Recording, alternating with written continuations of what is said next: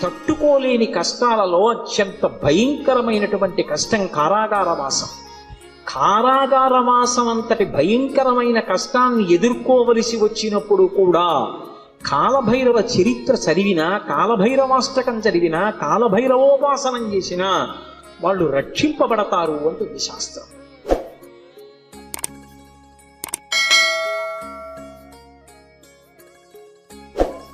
అంత అద్భుతమైనటువంటి మూర్తి ఆ కాలభైరవుడు. సాక్షాత్ పరమేశ్వరుడే కాలభైరవుడిగా ఆవిర్భవించాడు ఒకానొకప్పుడు. కాలభైరవావతారంలో ఆయన లోకానికి కొన్ని మర్యాదలు నేర్పాడు. అందుకే ఒకప్పుడు అందరికీ ఎలా అతిశయం కలుగుతూ ఉంటుందో, గర్వం కలుగుతూ ఉంటుందో, అలా త్రిమూర్తుల యందు కూడా ఇటువంటి పోకడ ఒకటి రజోగుణ సంబంధమైనటువంటి వారి యందు కలుగుతూ ఉంటుంది. సృష్టికర్త అయినటువంటి చతుర్ముఖ బ్రహ్మగారు సహజంగా రజోగుణ తత్వంతో ఉంటాడు, అందుకే ఎరుపు రంగుతో ఉంటాడు. ఆయనకి ఒకప్పుడు ఎందుకో ఒక భావన కలిగింది, ఆయనకి 5 తలలుండి, నాకు 5 తలలు, పరమశివుడికి 5 తలలు, సద్యోజాత అఘోర తత్పురుష వామదేవ ఈశానములని 5 తలలైనవి. నాకు 5 తలలు, నాకంటే బ్రహ్మగారికి 5 తలలు, నాకు శంకరుడికి ఏం తేడా, మేమిద్దరం సమానం, నేనే సృష్టిలో అధికుడు అని వేదములను పిలిచి అడిగాడు. నేనా కాదా అన్నాడు. ఋగ్వేదము, సామవేదము, యజుర్వేదము, అథర్వణ వేదము కూడా నువ్వు కాదు, పరమశివుడే సృష్టికంతటికీ కూడా మహాపురుషుడు, ఆయననే వేదములన్నీ కొలుస్తున్నాయని చెప్పి ఆయన అంగీకరించలేదు. ఆయన అహంకారం తగ్గించడానికి శంకరుడు సభలోకి ప్రవేశించాడు. ప్రవేశిస్తే ఒక్కొక్కసారి అతిశయం, గర్వం అనేటటువంటిది కలగకూడదు, కానీ అది కలిగితే ఎంతటి వారిని కూడా ఎలా పడగొట్టేస్తుంది అన్నదానికి ఈ ఆఖ్యానాలన్నీ వస్తాయి. రామకృష్ణ పరమహంస ఒక అద్భుతమైన మాట చెప్పేవారు.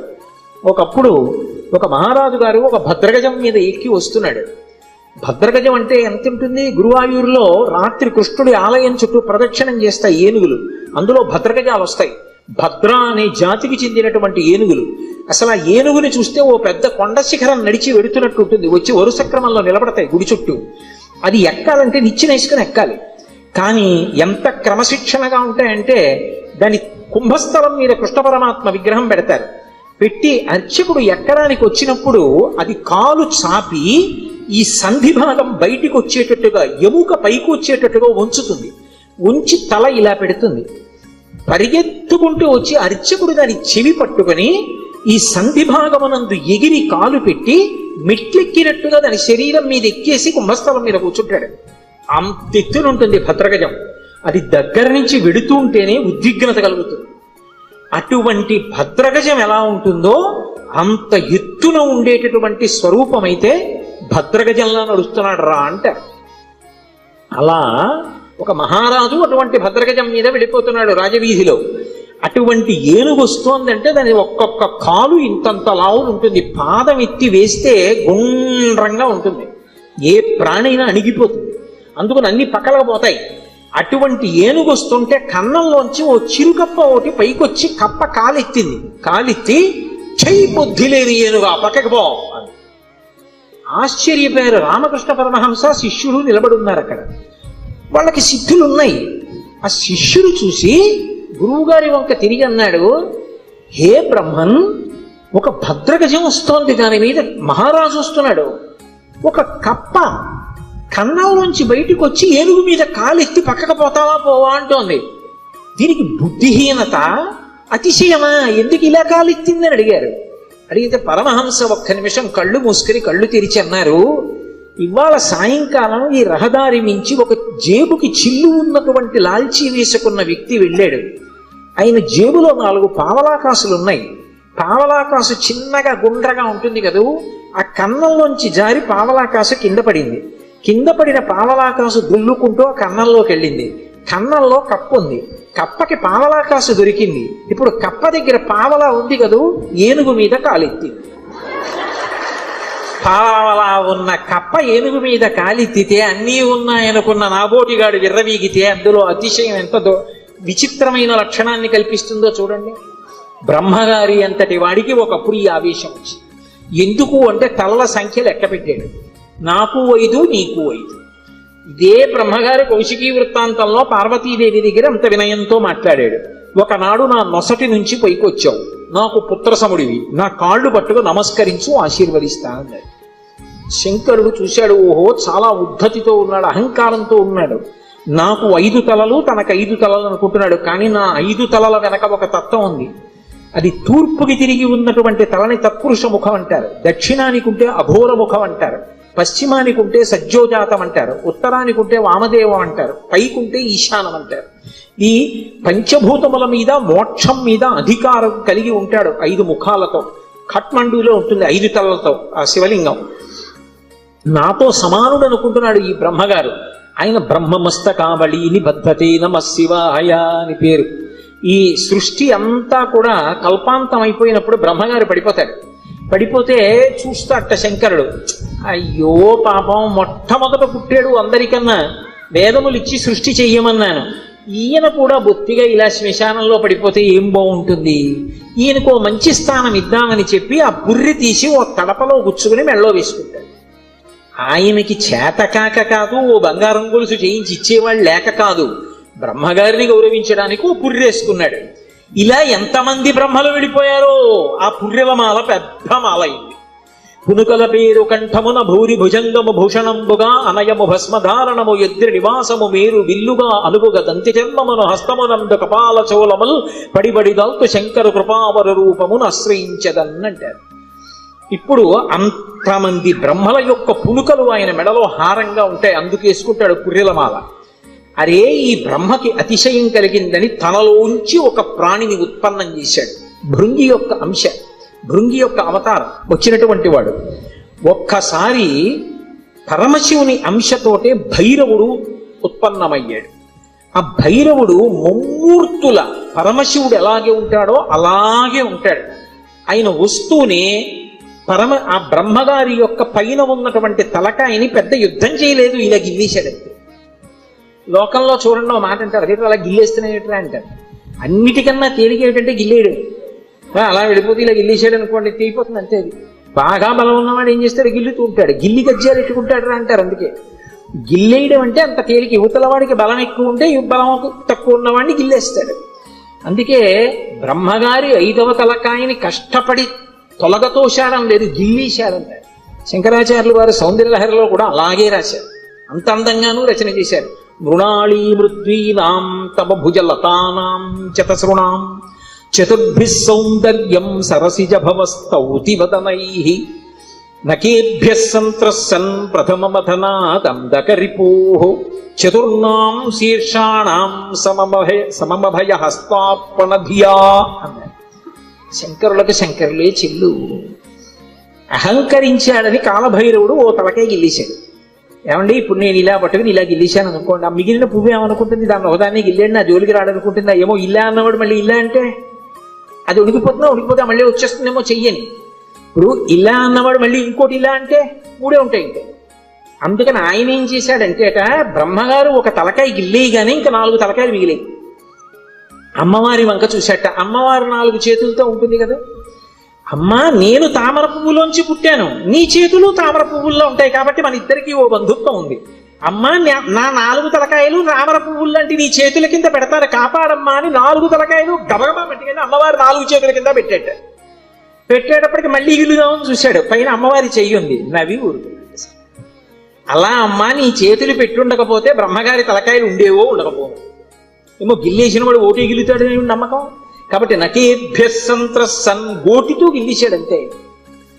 కాలభైరవుడంతే అంతటి ప్రచండ శక్తి స్వరూపుడు. కాశీఖండంలో ఆయన గురించి ఒక అద్భుతమైనటువంటి విశేషం చెప్తారు.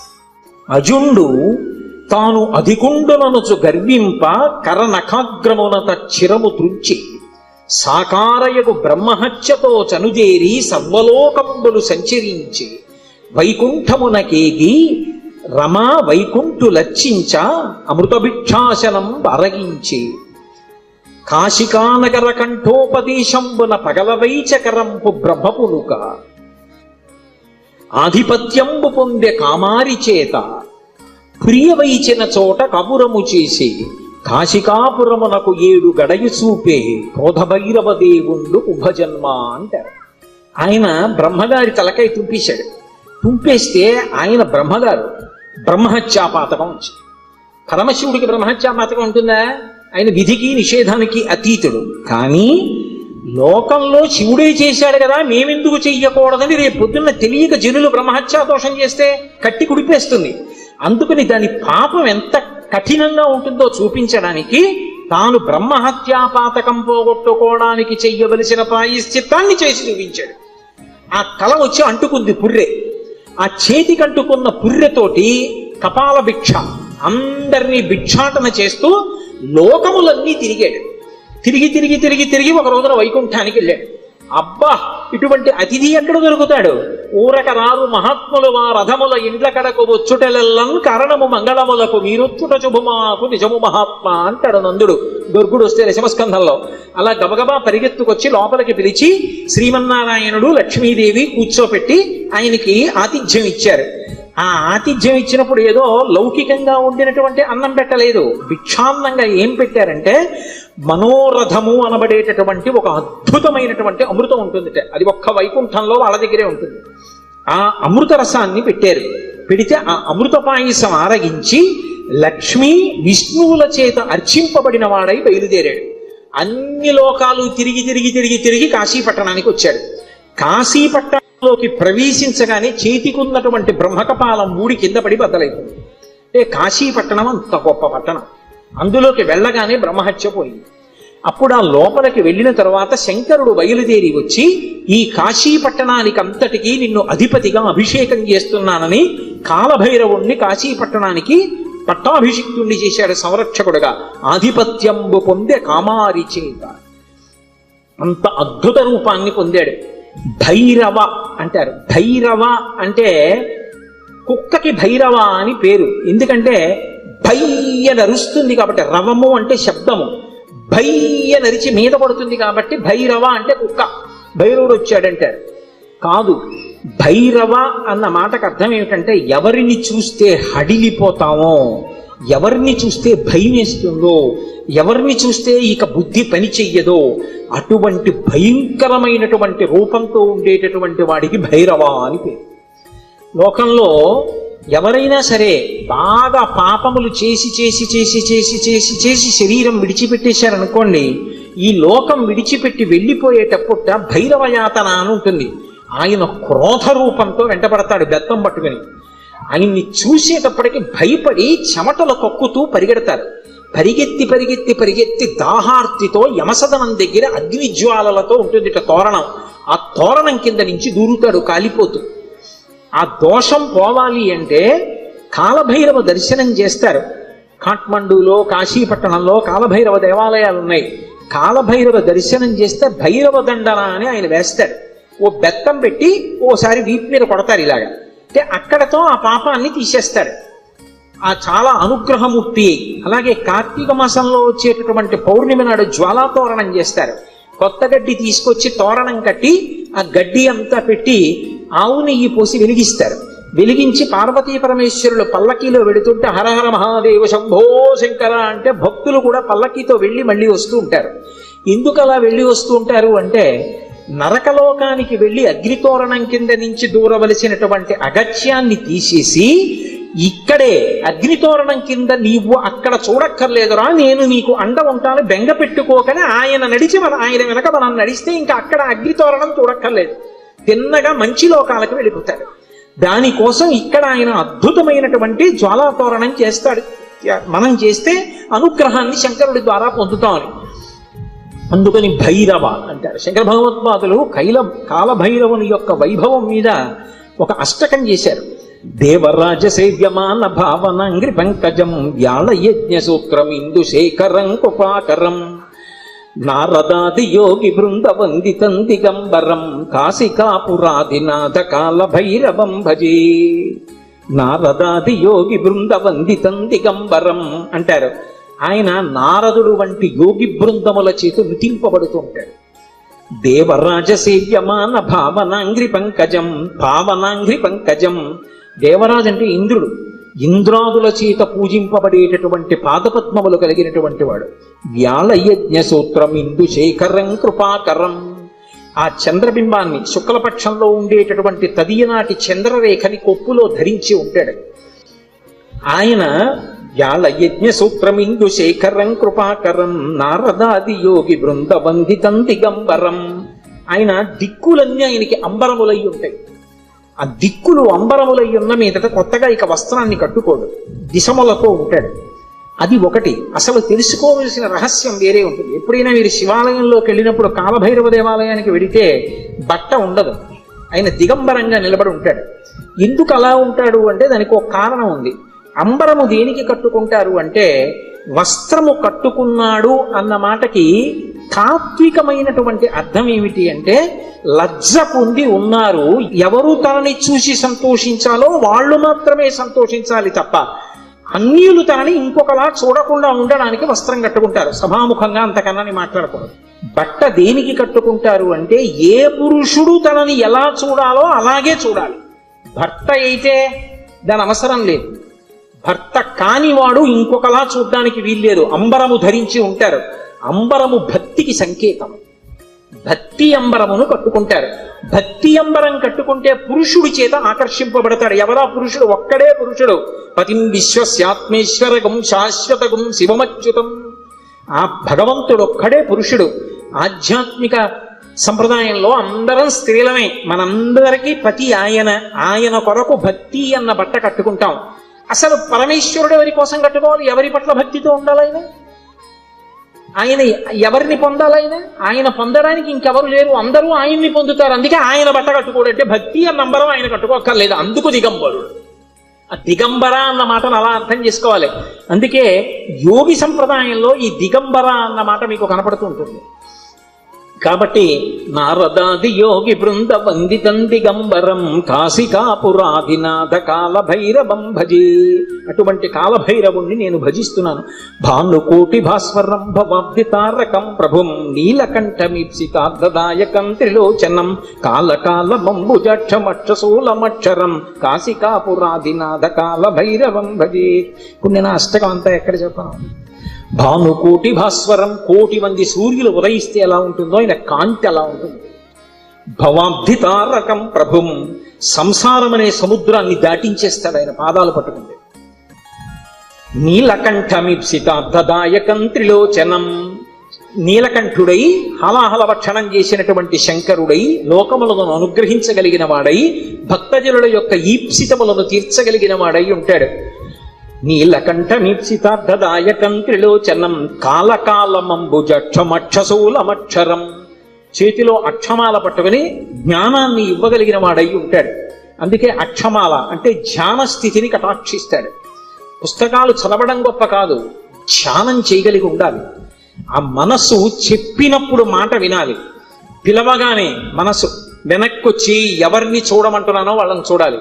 రా చూడు పార్వతీ పరమేశ్వరుల పాదద్వంద్వాన్ని అనేటప్పటికీ అది గబగబా వచ్చి కూర్చుని చూడడం అలవాటు అవ్వాలి.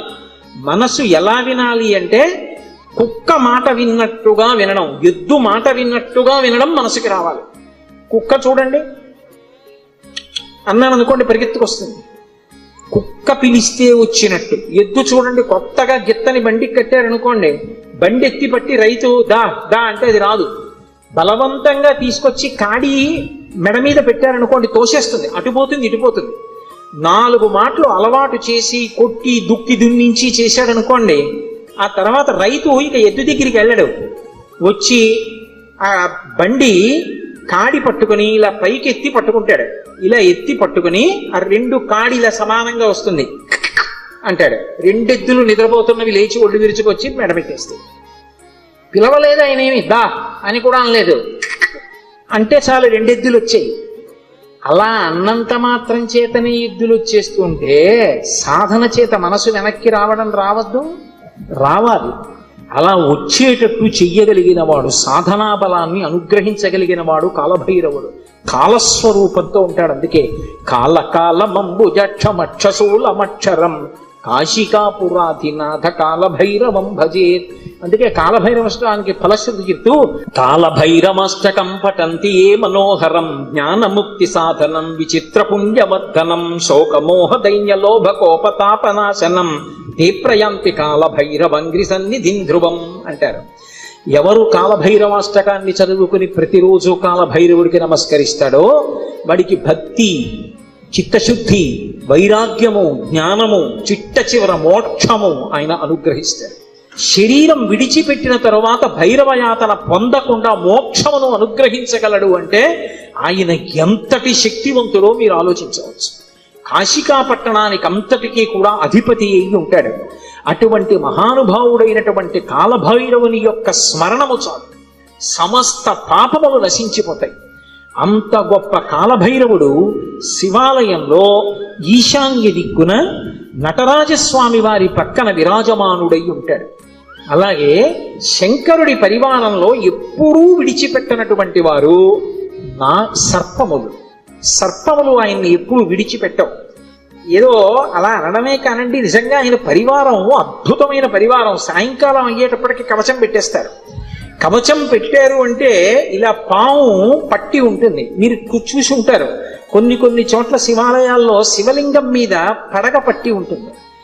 ఆ నైమిషారణ్యంలో అయితే ఒక అద్భుతమైనటువంటి శివాలయం ఉంది. ఆ శివాలయం యొక్క పానవట్టం మీద ఒక పాము పడుకుని ఉంటుంది. అది పడుకుని ఉన్నట్టుగా చిత్రీకరింపబడి ఉంటుంది. అద్భుతమైనటువంటి శివాలయం. అవన్నీ మీకు చూపిస్తారు. అక్కడే కొంచెం దూరం వెళితే రుద్రావర్తము అని గోమతి నది లోపల ధర్మరాజు గారు ప్రతిష్ఠ చేశాడు శివలింగాన్ని. సుడి ఏమీ కనపడదు, మీకు నీరు తిరగదు, కానీ ఇలా నీరు వెళ్ళిపోతూ ఉంటుంది. దాని ముందు కానీ వెనక కానీ మీరు మారేడాకేస్తే పైనుంచి తేలి వెళ్ళిపోతుంది. శివలింగం లోపలున్న చోటుకొచ్చి మారేడు దళం వేస్తే నిలువుగా లోపలికి వెళ్ళిపోతుంది. మీరు 100 జామకాయలు, జామ పళ్ళు తీసుకెళ్లి అందులో వేయండి, మీరు ఏమీ అడగకపోతే ఒక్క కాయ పైకి రాదు, నిలువుగా వరుస క్రమంలో లోపలికి వెళ్ళిపోతాయి. స్వామి ప్రసాదం ఇవ్వండి అని పైకి అడిగారు అనుకోండి, అన్ని పళ్ళు లోపలికి వెళ్ళిపోయి ఒక్క పండు పైకి వస్తుంది. భగవంతుని యొక్క అనుగ్రహము తిరుగులేనిది, ఈశ్వరుడు ఉన్నాడు అనడానికి ప్రబలమైనటువంటి సాక్ష్యాలు అవన్నీ. కాబట్టి ఆ పావు అనేటటువంటిది శివలింగం మీద పడగ పట్టి ఉంటుంది, అమ్మవారి యొక్క స్వరూపం. ఆ నాగులు ఎప్పుడూ శంకరుడితో అనుబంధంతో ఉంటాయి. అసలు ఆ పావు దేనికి గుర్తు అంటే కుండలిని శక్తికి ప్రతీక, అమ్మవారికి ప్రతీక. దేవరాజ సేవ్యమాన భావనంగ్రి పంకజం వ్యాళయజ్ఞ సూత్రం ఇందుశేఖరం కుపాకరం నారదాది యోగి బృంద వందితం దిగంబరం కాశికాపురాధినాథ కాల భైరవం భజే. నారదాది యోగి బృంద వందితం దిగంబరం అంటారు. ఆయన నారదుడు వంటి యోగి బృందముల చేత నుతింపబడుతుంటాడు. దేవరాజ సేవ్యమాన భావనాంగ్రి పంకజం, పావనాంగ్రి పంకజం. దేవరాజు అంటే ఇంద్రుడు, ఇంద్రాదుల చేత పూజింపబడేటటువంటి పాదపద్మములు కలిగినటువంటి వాడు. వ్యాళయజ్ఞ సూత్రం ఇందుశేఖరం కృపాకరం. ఆ చంద్రబింబాన్ని శుక్లపక్షంలో ఉండేటటువంటి తదియనాటి చంద్రరేఖని కొప్పులో ధరించి ఉంటాడు ఆయన. వ్యాళయజ్ఞ సూత్రం ఇందుశేఖరం కృపాకరం నారదాది యోగి బృంద వందితం దిగంబరం. ఆయన దిక్కులన్నీ ఆయనకి అంబరములై ఉంటాయి.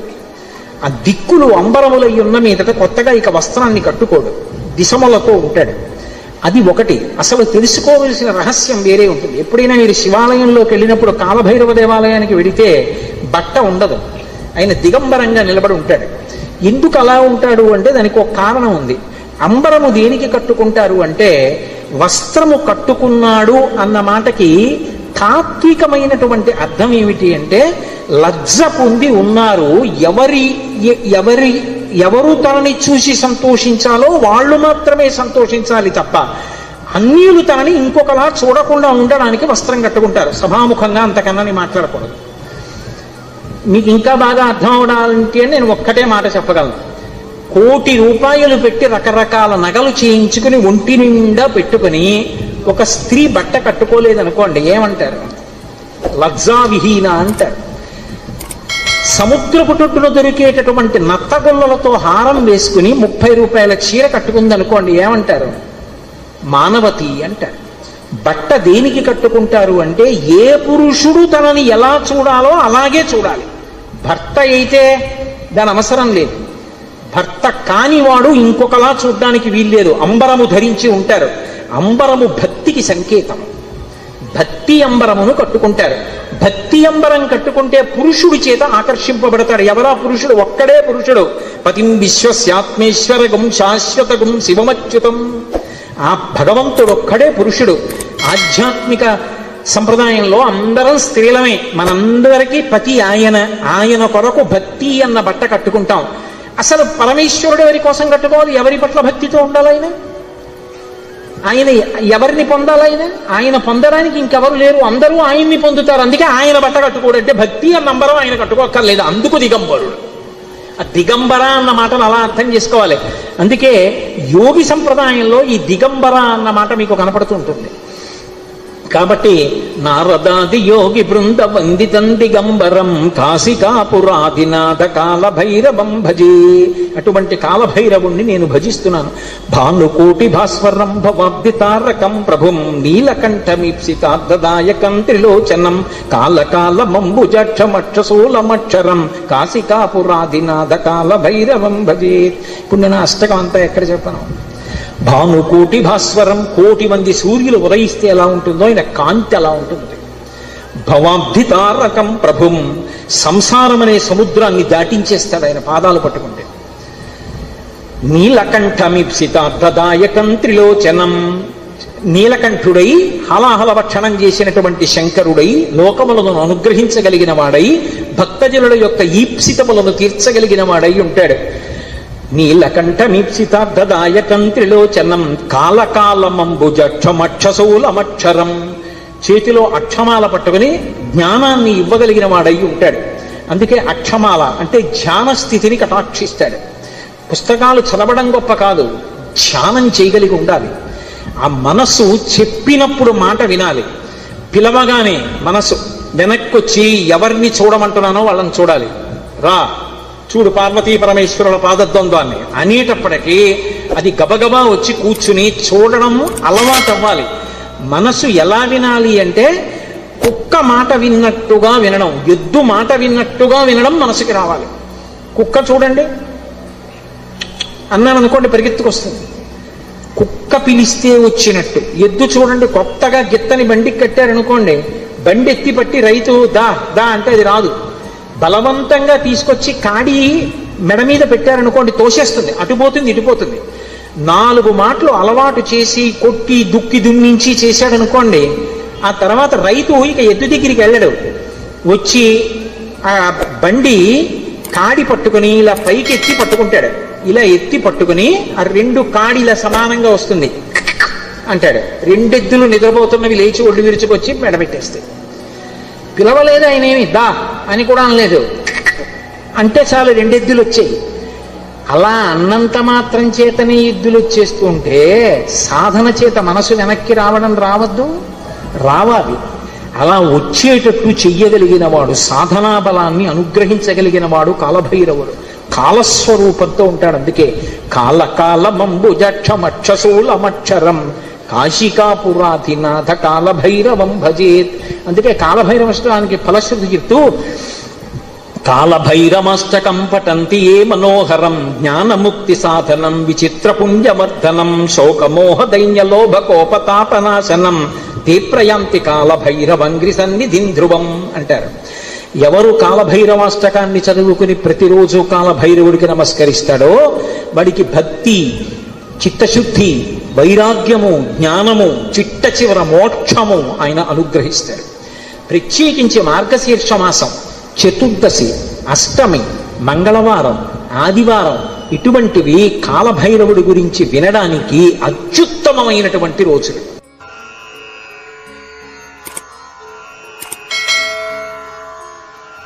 కాలభైరవష్టానికి ఫలశ్రుతి చెప్తూ కాలభైరమష్టకం పఠంతి ఏ మనోహరం జ్ఞానముక్తి సాధనం విచిత్రపుణ్యవర్ధనం శోకమోహ దైన్యలోభకోపతాపనాశనం తే ప్రయాంతి కాలభైరవంగ్రి సన్నిధిం ధ్రువం అంటారు. ఎవరు కాలభైరవాష్టకాన్ని చదువుకుని ప్రతిరోజు కాలభైరవుడికి నమస్కరిస్తాడో వాడికి భక్తి, చిత్తశుద్ధి, వైరాగ్యము, జ్ఞానము, చిట్ట చివర మోక్షము ఆయన అనుగ్రహిస్తాడు. ప్రత్యేకించి మార్గశీర్ష మాసం, చతుర్దశి, అష్టమి, మంగళవారం, ఆదివారం ఇటువంటివి కాలభైరవుడి గురించి వినడానికి అత్యుత్తమమైనటువంటి రోజులు. కారాగారవాసం లాంటి ఆపదని కూడా తప్పిస్తాడు. శరీరం విడిచిపెట్టిన తరువాత భైరవయాతన పొందకుండా మోక్షమును అనుగ్రహించగలడు అంటే ఆయన ఎంతటి శక్తివంతుడో మీరు ఆలోచించవచ్చు.